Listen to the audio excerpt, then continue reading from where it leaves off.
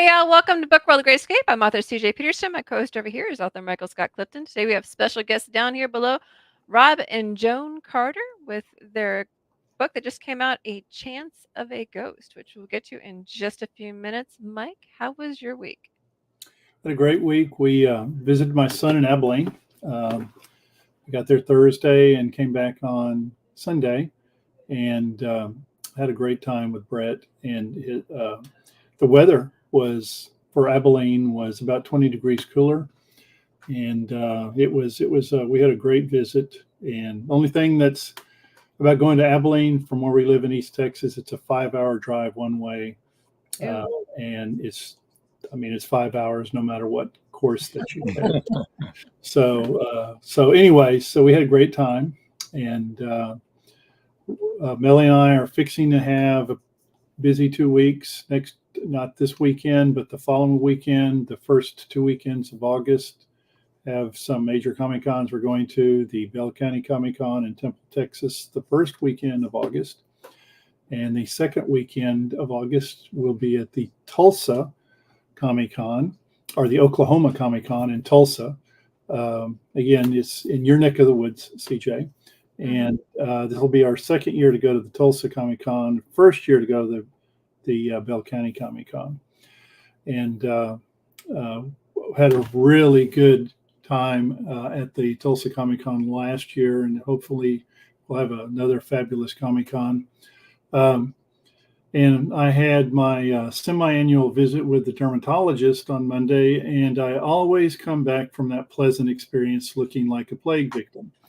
So I don't know if anyone else has that experience, but you see any more lesions on me, it's not, again, I'm not contagious. It's just I had some what do they call them? Carcinoma keratoid. Anyway, every time I go, they're freezing this part or that part. So anyway, I got it over for another 6 months. And so on Book World 6 months from now, everyone, you expect to see Michael Scott Clifton, plague victim, to reappear. Shame. Well, for me, we have the Lufkin Comic Con coming up the 16th, or no, 7th. I always get this mixed up. 17th and 18th of August in Lufkin. It's the Piney Woods Comic Con in Lufkin. So we have some guests like Kevin Sorbo will be there, Peter Kalamus will be there, some of the Amazing Digital Circus people will be there, Carla Perez will be there, and a couple other ones. So make sure not to miss that one. Next week, we will not have Book World. I finally got a call from my surgeon regarding my hip and leg. As some of you guys know, I've been battling with that since the fall, and so it will finally be taken care of. I have a labral tear. They will finally be taking care of that next Wednesday. So I will be in surgery next Wednesday instead of doing Book World. We will be back the next week on the 7th of August with author Ian Griffin for spy thrillers. Ooh. Super excited to have him come in. But today we have Rob and Joan Carter, and their book they're going to be talking about is part of the Magnolia Bluff series. We've had a couple of the underground authors regarding this particular series, which I absolutely love it. I love the concept of it, and I love how it works out. Each author has a specific book in the series, and you guys do some repeats here and there. And I think this is your second one in it. Nope, this is our first. This is your first. Okay. And it's called A Chance of a Ghost, right? Yes. Got it right this time. You got it right. Why don't you tell us about it, first of all, and welcome. Thank you. Well, the interesting thing is, which a lot of people do know, that we're part of a paranormal investigation team in Tampa Bay, part of Tampa Bay Spirits. And so for years, I had been talking to Caleb Pirtle, which we all miss him. It's almost a year since he passed, and I feel bad about that every single day. Anyway, he had been encouraging us to write this book about paranormal that I had told him I had this idea, but it was one of those things where every time I tried to do it or Rob tried to do it, we just couldn't get it going. And when Caleb asked us to be a part of the Underground Authors, he said, he wanted us to write a paranormal book. So he kind of forced us into it. So we said to him, okay, but it's going to be true to what it really is like, what investigations are like, because, we wanted to do something factual and the way we really investigate and all that kind of stuff, the same equipment, and have just things happen that happen in real life, not fantasy or fiction. And so that's what we did. And then we had 2 ghosts that were like, well, you know what, we really want a bigger pot than just being on this equipment, and just took over the book. And it was, I think, the most fun we've ever had writing. Yeah. I mean, we loved it. We had fun. We loved our ghosts. We love who they are. People have all said that they like the patter between the 2 ghosts, because they do talk to each other quite a bit, not where people can hear them, but to themselves. They're just having a great old time. It was originally supposed to be 10 or 15,000 pages more. We had it all planned out where we were going with it. And we got to a certain point, and Joan had been writing that part. She said, how does this sound? And she reads the part, and I said, whoa, that's where we have to stop the book right there. That's the ending. That's a perfect ending, And we both talked it over, and well, yeah, I guess so. we did. It was like, here's the cover. It's kind of creepy, kind of spooky, kind of Addams Family-ish. So, can you explain kind of the theory behind the cover itself? Oh yeah. Well, that is the mansion that you find the 2 ghosts in. Yeah, that's where they live. It got remodeled, of course, and during that, it no longer looked like that. No, it didn't look like that after they got done, but all fresh and nice, And then as soon as they got done, or during the remodeling, and to the end there, and it escalated toward the end, was a lot of paranormal activity in the house, which led them to call their cousins in Tampa, who run or are part of a ghost hunting team, Tampa Bay Spirits. That's our real team. We used our real team. Yeah. And so... But fictional characters in our real team. Mike and Maureen came to their cousin's aid, and the rest is the story. Yep. Very cool. Yep. It's currently on Kindle, correct? For like $4.99? Yeah, it just came off being on sale. It was just on sale. Yeah. But yeah, it's $4.99. And it's also paperback. And y'all's book is the latest Magnolia Bluff book, correct? No, actually, there's now April 27. Coker. Yep. Okay. There's now 27. Okay. Let's see, Catch a Tiger by the Toe was just released by Joe Conjal. That was released yesterday, and that's book 26, I believe. And then available for pre-order right now is The Ransom Enigma by Brakefield and Berkey. That's available for pre-order. That won't release actually till August 20th.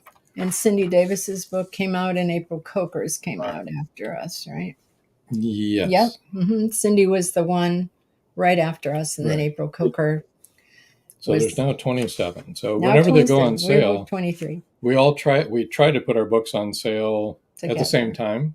Okay. So if somebody wants to catch up on the series, it's a lot cheaper to buy 27 at $99 instead of $4.99, because we're all $4.99. Is it possible for a reader to start at any book in the series without missing anything? Totally standalone. Each book is totally standalone. So we borrow each other's characters, and we also borrow parts of the city and that kind of thing.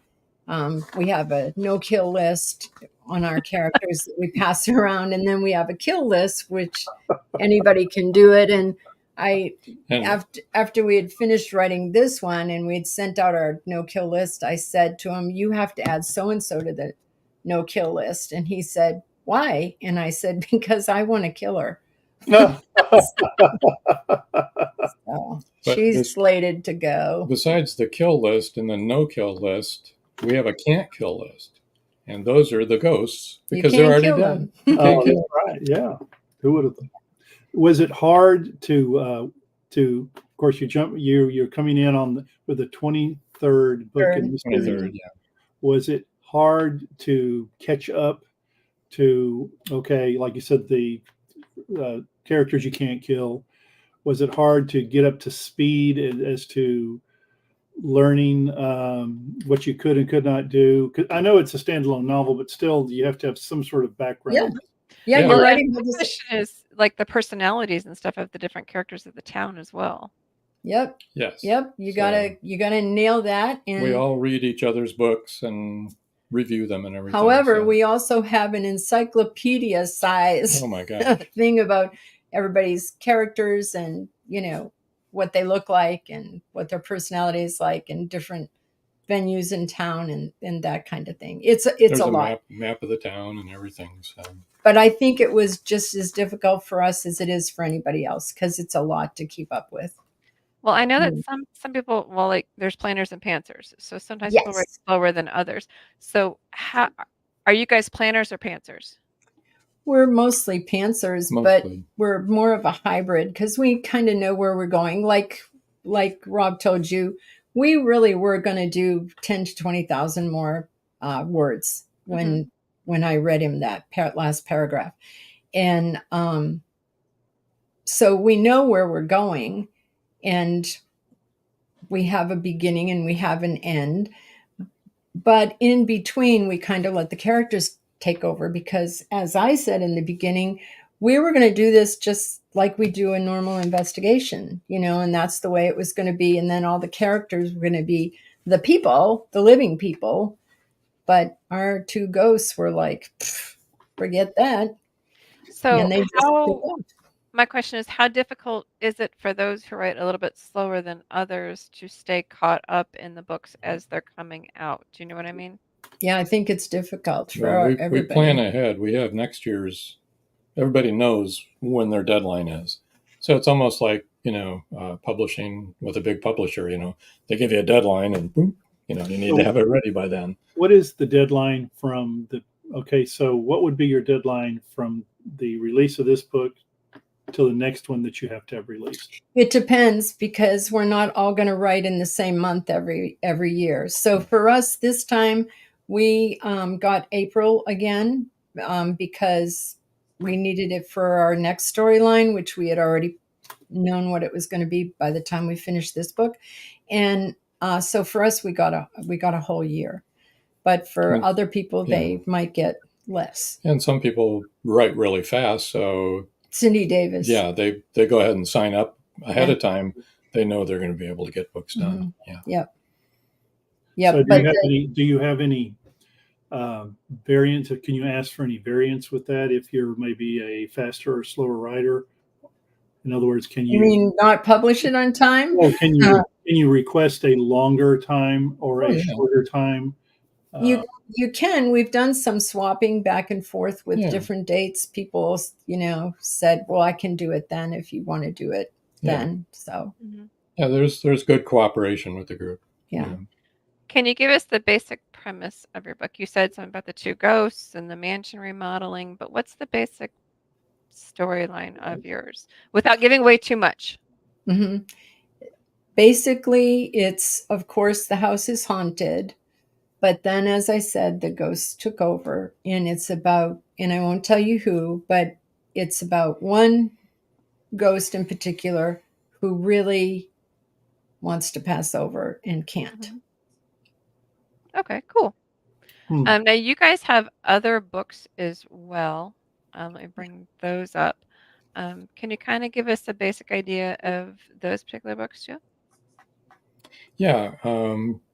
They're all three the O'Rourke series. They're mystery, crime, suspense books. Bioprints is about 3D printing and how it's used, as far as there's a group, the bad guys are black, what do you call it? The black market. Marketing body parts, 3D body parts. Bioprinted body parts. Yeah. Wow. Oh. Yeah. Which is a real thing, by the way, bioprinting body parts. Yeah. And when we wrote this many, many years ago, Yeah, it was brand new then. everyone thought that it was science fiction, and we said, nope, this is real medicine. But the team, he's a insurance fraud investigator. It's an insurance fraud investigation company, and so they go out and that's what they do. But Ryan O'Rourke, his best friend gets murdered, and there's mysterious circumstances. So, and it's real cryptic. So he can't rest with it, and he has to go solve it. So that's Bioprints. Flash Zombies is a flash mob that there are two gangs in there, two separate kinds of gangs, and there's a flash mob of zombies that comes and puts on a flash mob show in front of high-end jewelry stores while it gets robbed. And then there's another gang that is stealing drugs from hospitals. And so Ryan O'Rourke's team has that hospital as one of their clients, and so they're trying to solve both of those and flash zombies. So no real zombies. Sorry to tell those people who love zombies. And clone drones, again, is drones that are being cloned. So they're being bioprinted and they're being used. They're weaponized. And this was before any private drones had been weaponized. And well, we didn't even have private drones. Right. When we wrote and this. So what happens is different senators are being killed by these drones. They'll fly up when they're sitting out on the balcony or walking down the street, and they'll gun them down. And so now Ryan O'Rourke's team is trying to find out who's after these senators and why. So it's like the Ryan O'Rourke series sort of deal, but can each book stand alone? Yes, each book can stand alone, but of course, if you're writing a series with the same characters, the character building is going to progress with each book. So that happens. So it's better to read in order, but not necessary. Yeah, I'm with you. Right. And two of the secondary characters actually are my favorite instead of the primary. I fell in love with one of the characters, Rachel. I like her attitude. Sometimes the secondary ones kind of tend to stand out a little bit more than the main ones too. Yeah. Mm-hmm. That's always fun. Yeah. So what's up next for you guys as far as writing world? The next in the series, the Magnolia Bluff series. And I think we would, now that we've had so much fun doing this, we want to do a book that features different people from Tampa Bay Spirits and have a whole different series based in the Tampa Bay area. Very cool. Now you guys also have a show of your own that you do, and you guys have some really cool news regarding that show, correct? Yeah. Yeah, it's a Meet the Author podcast, and we're on every Wednesday live, basically. Tonight, 7 o'clock Eastern time. And we feature indie published authors every week. And recently, you can watch on Facebook, you can watch on LinkedIn. We go out live also on YouTube, on two YouTube channels, 2 Facebook, 1 LinkedIn, and X. Is that it? Yeah, that's it. And then we were recently picked up by an FM radio station in Atlanta, and we send them our old, already done shows, and they replay them on Thursday nights at 9 o'clock to the greater Atlanta area. And the first quarter came out that we were involved in, and we had over 500,000 listeners during the first quarter on the Nielsen ratings. So we were very happy about that. 575,000 some. So was the radio station manager very happy. Yeah. Congratulations. Very cool. They offered us to be to go out in California and Colorado too, but we said, we've got a lot to do, because we also do a paranormal podcast once a month, which is actually this Thursday. We do it. Yeah, we do it the last Thursday of every month. So that's a lot of podcasts. So. And that's the campfire one? Is that what it is? Yes. Haunted Campfire Tales, yeah. Yeah. Okay. I know it's about a campfire or something. I did remember that. Yeah, it's a lot of fun. We really enjoy that. And our team just came back from Gettysburg. Oh, Oh yeah, it was amazing. It was really amazing. It was a great trip. Is that Thursday night? Thursday night, we're actually having a Brazilian woman that we know that's going to be our guest. And so we won't be giving people a glimpse into Gettysburg until our August show. But Yeah, it was, be August 14th. I think. we did the Jenny Wade House 15th. we had a private investigation there after all the tourists had left, and also the orphanage there. But Jenny Wade House was insane. We had a lot of activity. We've never seen that much activity. Very wow. cool. Wow. Yeah. Wow. Well, you all sound like you keep real busy. I know. And Yeah, we we're in have, retirement. I should say, we have 6 children. They're all married. And we have 14 grandchildren. And one of them is married, and we have a great granddaughter. Wow. Who, by the way, she ends up in our book as, well, her namesake, Amelia Rose. So we wrote her in there. Aww. Oh, that's nice. See, Yeah. that's the cool thing about it. If you know an author, you like never die because we somehow figure out a way to get you into a book somewhere, somehow. Right. Well, Even if Amelia it's to Rose, kill you, If, yeah. Amelia if you're in Rose, good standing with us, if you're in bad standing with us, then dude, you're on your own. You're probably killed somewhere. So, yeah. Amelia Rose in the book passed away over 100 years ago, but she Oh. was beautiful and everyone loved her. And Yeah. I don't want to say anything else because she plays an important part in the book. So. Wow. Wow. That's still But- really cool. Pretty name, Yeah. though. Amelia Rose, it Mhm. is. She's got red hair like her great grandmother used to have before I turned white, and big blue eyes. Wow. She's just gorgeous and brilliant, of course. Of course. Do most of your children live close to y'all, close by, or are they scattered? One lives in California with her husband, but the rest are all here in Florida. Central Florida, yeah. Mm-hmm. Wow. Yep. And Very all our grandchildren are here. Yeah. Wow. Very Yeah. nice. And we see them a lot. So we just had a wedding of a niece last week. And like I said, in August, we're going to another wedding of another niece. So this one's in Wisconsin. So do you guys do any book shows or book tours or any of that sort of Yeah, thing? as a matter of fact, we've done a few recently. And one that we did, one of our guests that had been on our show, who is a retired producer and director, had written a book. And so we asked him, hey, we're going to a book signing. Why don't you come? So he did. And because he was there, this promoter who was putting on Tampa Bay Screams, who was doing a big con in Tampa Bay, wanted him to come. And so since we were there, he asked us if we would like to be a part of the con. So we did. We had 2 tables and we had a great time. We set up all of our equipment and we had like a computer running on a loop that showed some of, our investigations, and it was a huge hit, and we sold our books and The Chance of a Ghost. He said, bring flash zombies. They'll love that. And I said, no, because they're not really zombies. They're not really zombies. And if you're at a Tampa Bay Screams, you're wanting real zombies, man. You don't want to real read thing. the book. You don't want to get in there and say, this is a flash mob, So we just brought. Well, we did bring the other books, but we told them what it was. They weren't interested. No, I knew they wouldn't be.